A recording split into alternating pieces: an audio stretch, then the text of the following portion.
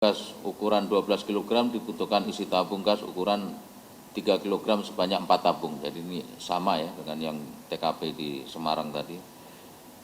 Yang terakhir adalah melakukan penjualan terhadap hasil penyuntikan gas subsidi kepada masyarakat dengan isi tabung gas yang tidak sesuai standar atau kurang.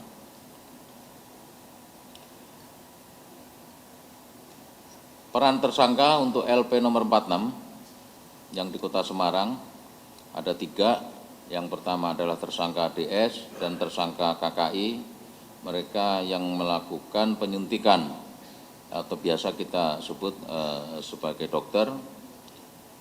Yang kedua adalah tersangka FZSW alias AS selaku pemilik gudang yang telah dicabut izinnya sejak tahun 2020. Penerapan pasal yang bisa kita jerat terhadap para pelaku adalah pasal 40 ayat 9 Undang-Undang nomor 6 tahun 2023 tentang penetapan peraturan pemerintah pengganti Undang-Undang nomor 2 tahun 2022 tentang Cipta Kerja menjadi undang-undang atas perubahan tersebut atas perubahan ketentuan pasal 55 Undang-Undang nomor 22 tahun 2001 tentang minyak dan gas bumi dengan ancaman pidana paling lama 6 tahun dan denda paling banyak 60 miliar rupiah. Dari hasil kegiatan 2 TKP ini tentu mereka sudah mendapatkan keuntungan. Ya, sementara ini keuntungan kita kalkulasi berdasarkan pengakuan para tersangka selama melakukan operasional kegiatannya. Untuk laporan polisi nomor 42 yang TKP Kerawang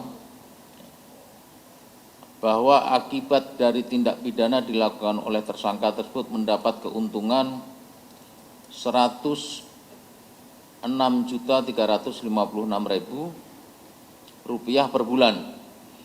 Sehingga kalau mereka sudah melakukan selama 1 tahun, maka keuntungan total yang diperoleh lebih kurang 1.276.272.000. Sementara yang di TKP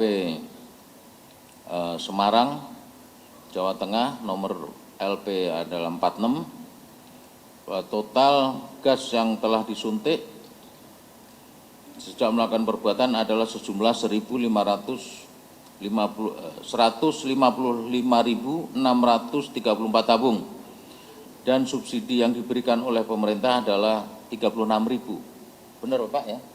36.000 ya. Sehingga negara telah kehilangan subsidi LPG sebesar 5.602.824.000. Nah, ini bukan keuntungan yang mereka peroleh, tapi kalkulasi kehilangan barang subsidi yang harusnya diterima oleh masyarakat, namun demikian ini tidak tepat sasaran. Rekan-rekan, untuk closing statement saya pada pagi hari ini, bahwa Ditipiter Barreskrim Polri berkomitmen akan terus melakukan penegakan hukum terhadap tindak pidana yang berkaitan dengan barang bukti yang disubsidi oleh pemerintah, karena tidak hanya merugikan keuangan negara tapi juga berdampak luas pada kesejahteraan masyarakat dan kelangsungan subsidi yang seharusnya tepat sasaran. Yang awal tadi saya sampaikan bahwa para pelaku penyalahgunaan barang-barang bersubsidi ini adalah pengkhianat negara dan pengkhianat rakyat. Tolong rekan-rekan media manakala memang menemukan informasi terkait ini, siapapun di belakangnya, dari kegiatan penyimpangan barang-barang subsidi, tolong laporkan ke kami akan tindak tegas. Sekali lagi, siapapun yang membackingi kegiatan ini, kita tidak peduli, kita luruskan. Ini komitmen kita seperti itu.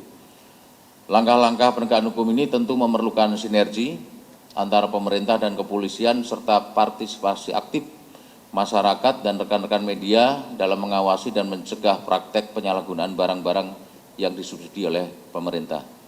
Kiranya itu saja rekan-rekan yang bisa saya sampaikan, kurang lebihnya mohon maaf. Saya akhiri billahi taufiq wal hidayah. Assalamualaikum warahmatullahi wabarakatuh. Waalaikumsalam warahmatullahi wabarakatuh. Saya jawab ya, Mas Ronald ya. Kalau pelaku ini ada yang orang lama, artinya seperti tadi yang TKP mana yang dicabut izinnya karena jual Semarang ya. Jadi dia dengan menjual di atas HET itu kan sudah merupakan kejahatan.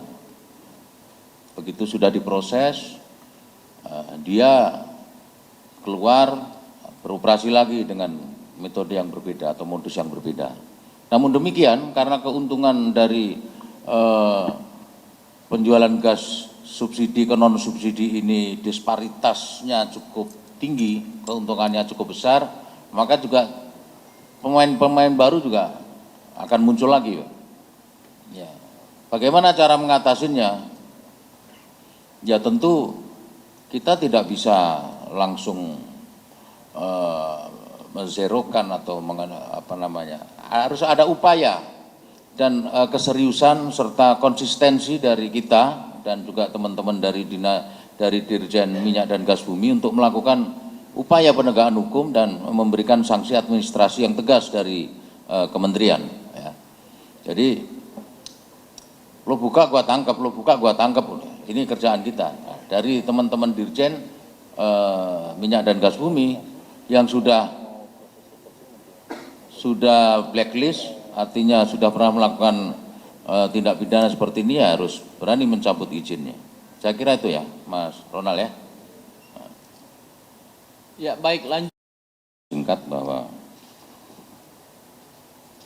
apakah orang-orang lama ini yang sudah menjadi pantauan kita bisa kita cegah supaya mereka tidak mengulang lagi perbuatan, kira-kira gitu ya. Ya ini kembali lagi pada faktor kebutuhan. Ya. Kita sendiri ya, tidak bisa memantau sekian banyak pangkalan se-Indonesia ini, sekian ribu mungkin ya Pak Budi ya. Namun manakala kita temukan mereka beroperasi lagi, ya pasti akan kita tindak tegas. Sehingga tadi saya sampaikan, selain apa yang sudah kita upayakan atau kita lakukan mengenai penegakan hukum, peran daripada teman-teman di Kementerian Dirjen Minyak dan Gas Bumi tentu ini juga sangat kita harapkan dalam rangka pengenaan sanksi administrasinya. Ya. Pertanyaan kedua, apakah orang lama ini membuat jaringan? Ya. Ini tidak bisa bekerja sendiri, tentu ada jaringan. Dan dalam pengungkapan kasus ini tidak semua jaringan ini bisa kita ungkap. Artinya ada beberapa orang yang terlewatkan oleh kita, sehingga mereka bisa mengulangi lagi perbuatannya dan itu harus kita minimalisir, kira-kira gitu ya. Yang kedua, ini tadi memang kita sampaikan 2 TKP, baik yang di Kerawang maupun yang di Semarang, dan saya pastikan tidak ada hubungan keduanya. Ya. Kenapa Pak modusnya hampir sama? Ya modusnya memang dari dulu, ya. Dari dulu ya seperti ini, semuanya seperti ini, menggunakan regulator yang sudah dimodifikasi, ya. Bahkan saking banyaknya ada istilah dokter tadi itu kan, padahal tidak pernah sekolah di fakultas kedokteran. Ya gitu ya Mas Renal ya. Baik, terima kasih. Satu lagi tadi. Bagaimana terkait dengan backing atau yang melindungi kegiatan? Ini ada 2 hal. Pertama, kalaupun ada, ketika barang ini ketangkap sama kita, tidak akan pernah berani muncul mereka. Tidak akan pernah berani muncul. Kalaupun toh mungkin ada, ya mereka hanya memanfaatkan situasi saja. Ketika belum terjadi penangkapan dalam rangka penegakan hukum, mereka berkuar-kuar, pegang inilah, pegang itulah, dan lain sebagainya. Tapi begitu kita lakukan penegakan hukum yang tegas, ya, ternyata mereka tidak akan pernah muncul, tidak akan pernah berani. Yang kedua, pelaku ini biasa menjual nama juga. Menjual nama sehingga kesannya bahwa kita ini ya ditakut-takuti. Nah, ini tolong nanti sampaikan Pak, Dirti Peter itu orangnya penakut Mas, tapi tolong jangan ditakut-takuti. Ya. Kalau orang penakut ditakut-takuti bisa jadi gila dia. Jadi kita tabrak saja. Ini pengkhianat-pengkhianat negara, ini pengkhianatnya rakyat. Ya, itu ya Mas Sarul ya, jawab ya. Nah, yang dua monggo silakan Pak Budi.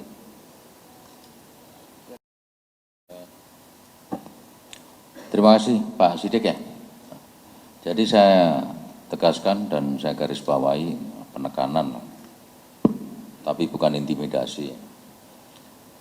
Yang ditanyakan Pak Sidik adalah apakah ada dugaan keterlibatan teman-teman dari kementerian.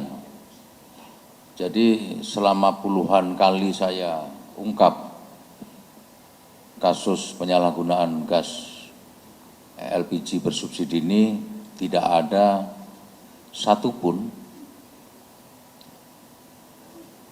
keterlibatan baik dari rekan-rekan di kementerian, khususnya yang dari Dirjen Migas dan gas, minyak dan gas bumi.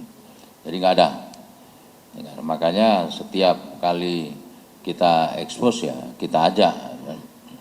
Kalau kita duga ada kan nggak mungkin kita ajak ke sini.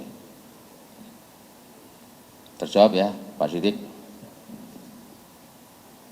Baik, terima kasih Pak Dirut. Terima kasih, senantiasa kita dalam keadaan sehat selalu.